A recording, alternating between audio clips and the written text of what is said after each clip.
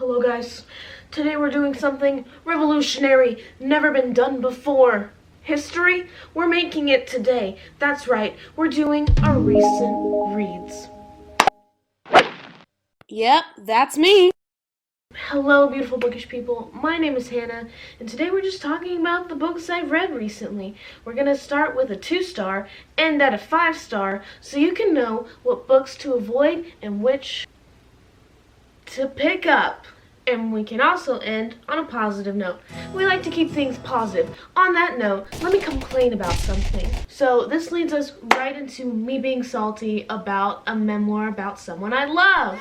Enter Rachel Bloom's I Want to Be Where the Normal People Are. So Rachel Bloom is one of the writers and musical specialists and main actors on one of my favorite TV shows, Crazy Ex-Girlfriend. When I tell you Crazy Ex-Girlfriend was a TV show built for me, I'm not kidding. It's literally a musical parody TV show of rom-coms.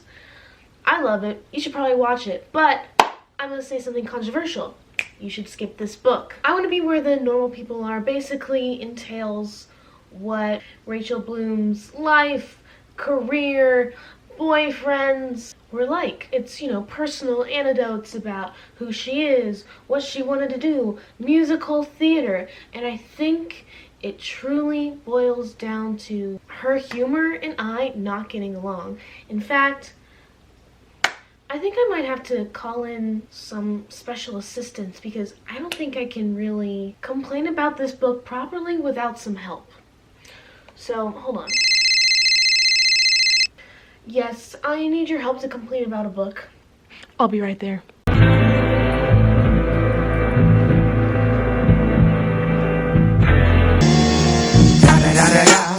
It's the one and only Digo Double G. This book made me realize I hate poop jokes. Now, I'm not a delinquent. I have been known to laugh at a couple fart and burp jokes. But when it becomes obsessive, I'm talking every other chapter, there's a reference to poop. And not only poop, but poop being the meaning of life. I'm not joking. She compares her first poop to the reason she is the way she is. The question has to be asked, was that necessary? Because you're a comedian, you know a joke can be overused. And your potty humor got old the second time you used it. And I don't mean to be crass, but all of your descriptions were, and I mean literally. Okay, that's a little harsh. I'm sorry, it was right there, and also, I'm bad. So now, let's talk about grammatical errors. I mean, okay, I'll take it from here. But no, wait, I haven't even talked about the Harry Potter jokes.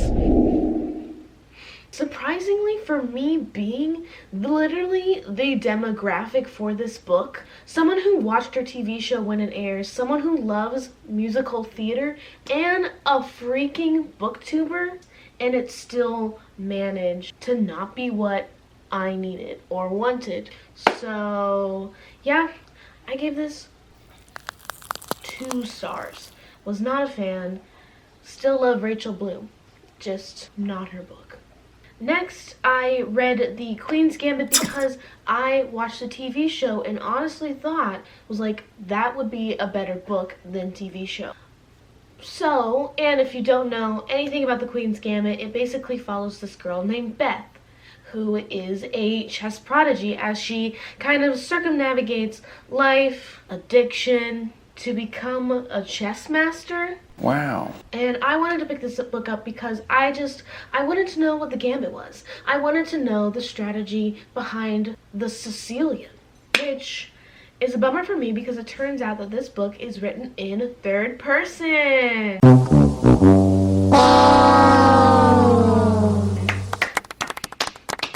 And I think, honestly, what I didn't like about this book boils down to the fact that it is 3rd person. And not to say that I don't like 3rd person narrative, but this specific 3rd person narrative, it was like a little too Hemingway for me.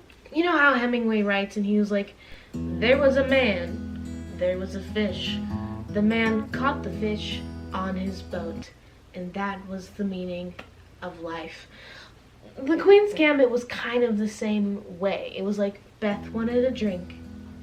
Beth drank some alcohol even though she wanted more. Beth went to sleep. She did not take a tranquilizer, and upon lying down, there was no dream. And it's like, I thrive when knowing the person's emotional turmoil. Like, this book is very much to the point, you know. It's like the embodiment of baby shoes never been used for sale. Like constructing an entire world in a sentence, which is great if that works for you. We love long lyrical writing that tells us about the emotional psyche of characters. So I was never gonna like this book. So, if you're a Hemingway bro, like short form sentences, for sure. Queen's Gambit, probably for you.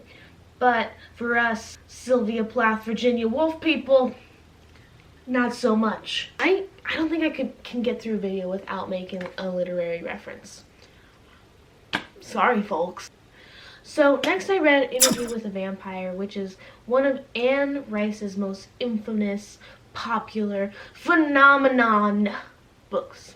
And I read this because I kind of wanted to know the history behind the vampire lore. And if you will indulge me, I would like to give you a short little history lesson. I'm gonna tell you right now, vampires are metaphors. Vampires have always been metaphors, even since Stoker. What were they scared of? Random people buying property. But that's not the topic we're doing today. We're talking about Anne Rice. I'm gonna tell you right now, without Anne Rice, there would be no Stephenie Meyer, okay? You heard her here first, okay? Anne Rice is the reason we romanticize the vampire, okay? Before Anne Rice, vampires were monsters. They were things that people should be scared of. They were creatures of the night, not something that stalked 17-year-olds, okay? Now remember I told you vampires are metaphors. The metaphors are always changing because suddenly Anne Rice put us in the perspective of a vampire. We're sympathizing with him. We see his problems and his emotional turmoil, as Hannah would like to say. And so, for the first time with Anne Rice, you saw the vampire as being an outsider. You were sympathetic for the monster. That has been your short history lesson on the Anne Rice vampire, okay? Now you have to write a 12-page paper about the homoeroticism that is seen in Interview with the Vampire, because that is another topic for another time. We don't have time to delve into it. And that has been short, erratic history lessons from an over-caffeinated teacher. So, enter Anne Rice. Interview with the Vampire happens to be about a guy who interviews a vampire. Whoa. He's very melodramatic. He's asking the big question, what does it mean to exist in eternity? And can I ever love again? And this is the kind of book that I will forgive a lot because, again, it shows me that emotional turmoil. Hello? Come here. Want to come say hi?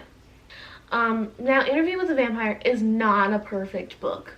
It has, surprisingly, that weird vampire trope where someone gets turned at a very young age, and even though they are a child, they are like, I don't know, 200 years old and having sex, and it's like, huh, kind of uncomfy.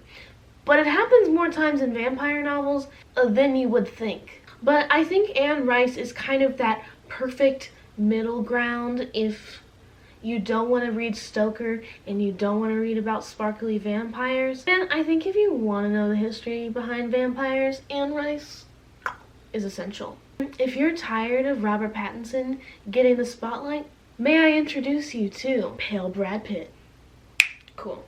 So the next book I want to talk about is called Confessions, which is a translated thriller novel. And I have a conspiracy to share with you. Do you want to leave? Zoe does not want to hear the conspiracy theory, but that's okay. Both times I've read a book from a live show I did with Meg with Books, I've ended up loving it.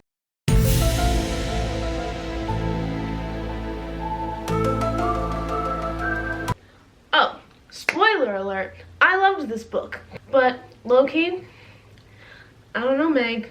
Maybe you're a lucky charm. But I'm gonna be honest, this book, like, kind of blew me away. I was not expecting to love it. And it's like a debut. Like, come on now. So it's a thriller told from 5 different perspectives. You have a teacher, 3 students, and 2 parents of the students. So what happens at the beginning of a story is that middle school teacher's daughter dies.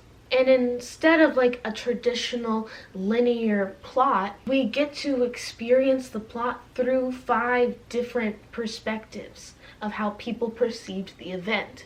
It talks about what happens when people react to violence with violence. It talks about kind of the consequences of revenge.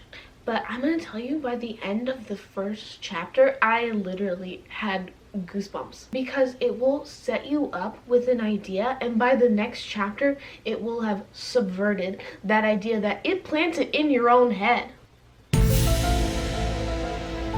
I do have some problems with it because I think it dragged towards the end. But if you are looking for like an Agatha Christie-esque thriller where all the pieces do fit together when you get to the end, bro, so good. I do 100% recommend it, but I want you to go into it like you're riding Thunder Mountain at Disney World, okay? You're not looking at the scenery. You're not looking at like the weird plastic birds on the mountain. You're there for the jagged ups and downs, the twists and turns that keep you up and out of your seat.